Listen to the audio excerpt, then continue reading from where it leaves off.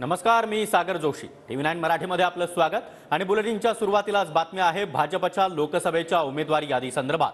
भाजपकडून महाराष्ट्रातील 20 उमेदवारांची पहिली यादी आता जाहीर करण्यात आली आहे. नागपूरमधून नितीन गडकरी तर बीडमधून पंकजा मुंडे यांना उमेदवारी देण्यात आली आहे. तर पुण्यामध्ये माजी महापौर मुरलीधर मोहोळ यांना रिंगणात उतरवण्यात आलंय.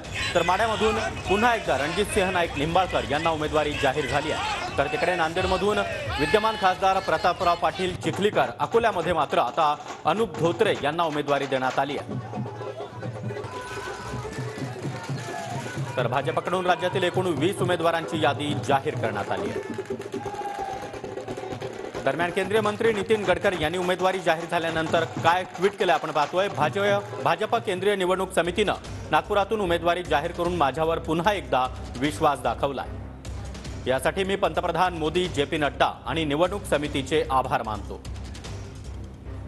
गेल्या 10 वर्षांमध्ये मी खासदार म्हणून नागपूरच्या सर्वांगीण विकासासाठी प्रयत्न केले.